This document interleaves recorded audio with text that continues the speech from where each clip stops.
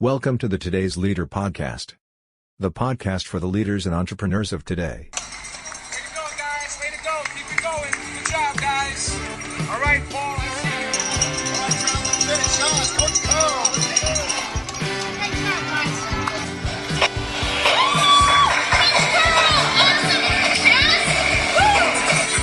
Hey there, it's Coach Pearl here, and welcome to episode 293 of the Today's Leader podcast. Today, I'm just sharing some concepts, some thoughts around developing better leadership in the divisive and disruptive world in which we are currently living. Now, whichever way you look at it, we are living in a different age. We are living in an age where we are seeing, rapid change from a technological point of view, but we're also seeing rapid change from a social point of view. And along the way, we've got people that are leading the cause and we've got people that are being left behind by the cause. We've got a division within countries. The United States are a perfect example where we have a severe division there based around Democratic and Republican principles or thought processes. So this is all adding complexity to the leadership environment in which you will be leading. And it's really important to be aware of that, but it's also incredibly important to not just be aware of it, but how can I further my leadership? How can I be better? How can I unify? How can I influence? Because all of these are questions that good leaders should be asking themselves. So when we look at the changing and developing world in which we are all attempting to make some sort of sanity, some sort of sense around, first up, we look at the concept of maybe the greater good or social causes, right? So we're seeing a real shift in the world. So we've got the quest for equality on many different fronts. We've got race, we've got sex, we've got, gender that are front and center in the majority of the discussions in and around social justice, social cause. We've also got a historical context that's taking place where, we are discovering from a general population that, what happened in the past, when we judge it on today's standards, is certainly nowhere near what we would deem acceptable.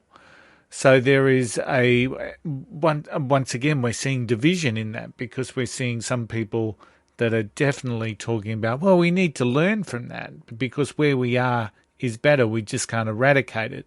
Whereas other people would be suggesting that we need to eradicate it because it doesn't fit today's standards. Now, also from a social cause, we've obviously got the concept of climate change. We've got the environment. And all of these are happening right around the world, right? So there's conversations taking place. There's many conversations that should be taking place that probably aren't taking place. But there is I suppose, a greater awareness around with the general population around these principles. So, and we see many leaders, we see many organizations, we see many corporates becoming very much aware of these and taking the steps in the right direction or the right direction that they see. You don't see too many leaders out there openly bucking the trend in relation to it. We've either got silence or we've got, consent or approval around, steps that they're taking. Many organizations now have what we call like the triple bottom line, where they're talking about community, environment and other aspects and not just from a profit point of view. But the reality is that with every step forward that we're taking towards some of these, the causes, we are also experiencing some pain because the steps forward is not always just going to be a concept that's all rainbows and unicorns. Far from it. We are going to see some pain. And that will either stop some people from accepting or embracing the greater good, the social causes that are relevant today, or and they'll buck the trend, they'll resist, they'll be the naysayers, they'll look for confirmation bias in and around the way that they're feeling. So as a leader, part of the process here is that you want to be seen to be looking, well, you want to influence positive change. That's the reality. You just don't want to be seen to be doing that. You actually want to be part of the solution. But understanding that the solution is going to create pain, so how do we bring those people that are feeling that pain along for the journey? Now, in another area that we're seeing around the world, we've got the rising female leadership, what I would call the rising female leader. And this is an evolving landscape, and it's quite rightly so, an evolving landscape of rising leadership. There's many different quotes out there in relation to the concept of building a better world with female empowerment at the front of mind. So, but I really, and once again, we see some disturbing context here. We see a bit of division. We see definitely disruption. So let's talk through this. So what are the skill sets that will set a female leader on a deeper path to leadership? And let's not automatically assume here that a female leader has to have or display or mirror the characteristics that male leaders often do. Far from it. Far from it. In fact, the female leader has a completely different skill set. And one of the aspects that we see quite strongly brought out in research is the empathy of the female leader. Now, in many cases, this has actually been linked to the nurturing ability or the nurturing capability of females in general. But we're also seeing within this world where we're seeing some people trying to, I suppose, remove that concept of nurture from a female, and I think that that's to the detriment, because ultimately we are seeing greater empowerment from women, and part of that process is about nurturing the natural abilities that they have, so the natural characteristics that a female leader has. Now, we see division in the female ranks, and we see that there is a large, I suppose, a seemingly growing group that are like-minded, potentially more radical thinkers.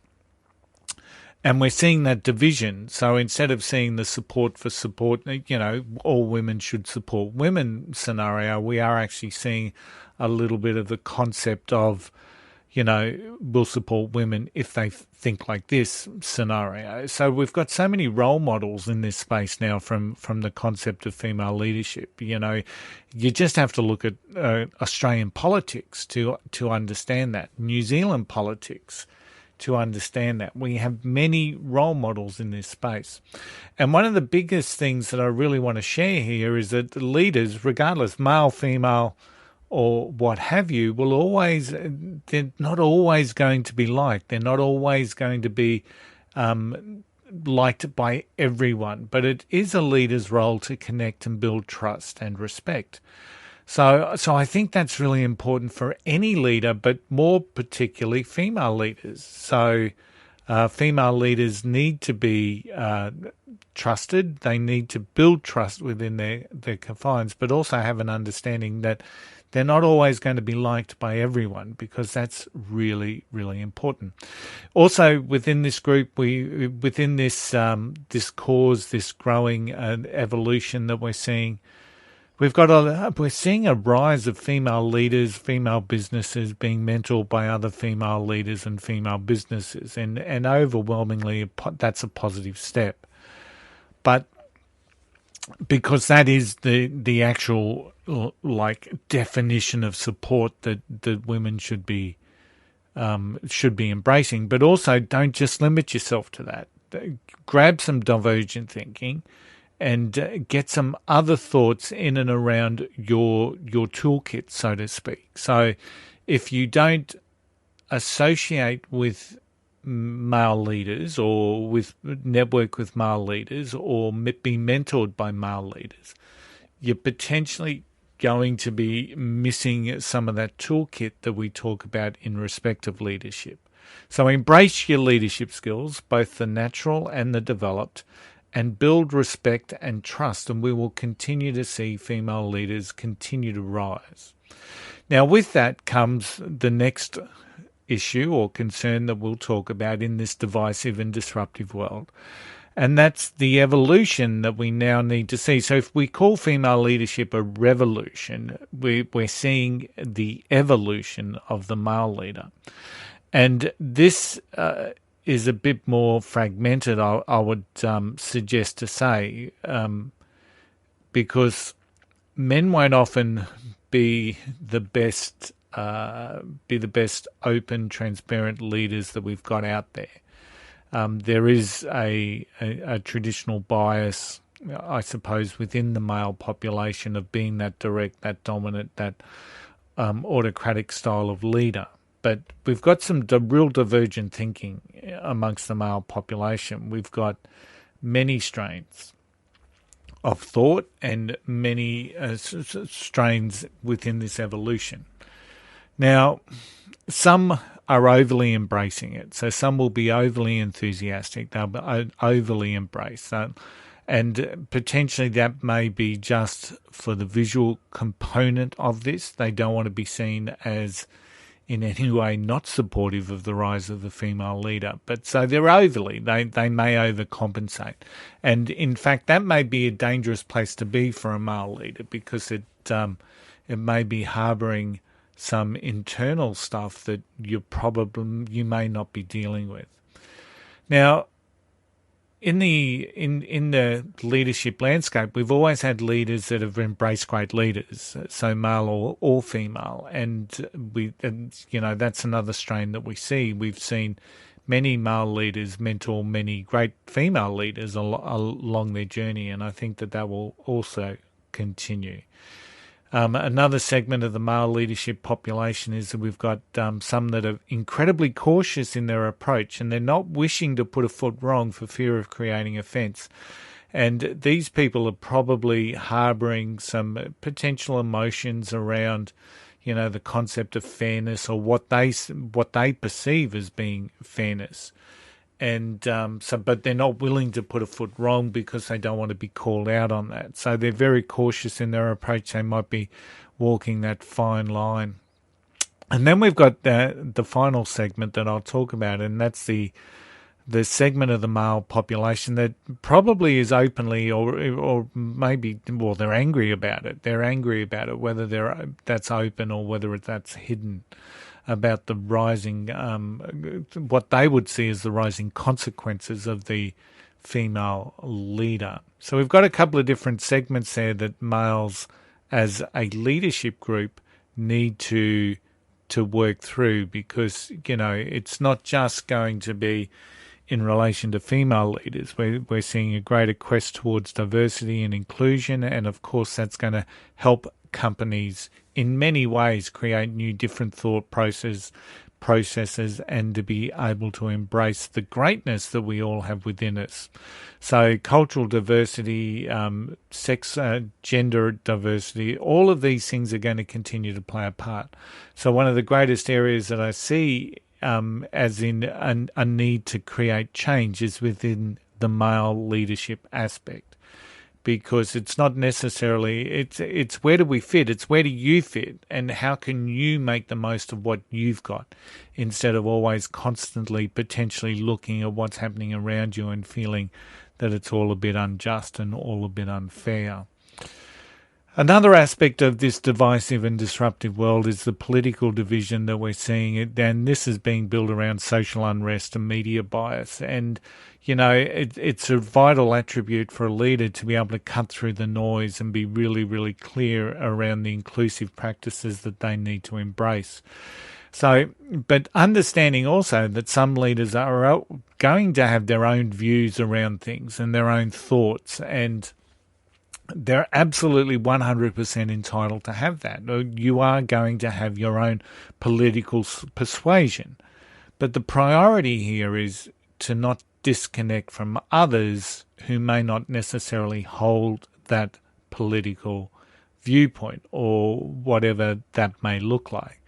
And it's also because otherwise what you're ultimately doing as a leader is limiting your energy and draining your energy around things that aren't necessarily going to have a major impact or an outcome, or they're going to head towards a negative outcome. So how do you as a leader continue to drive better business relationships when affected by this political division, this political unrest?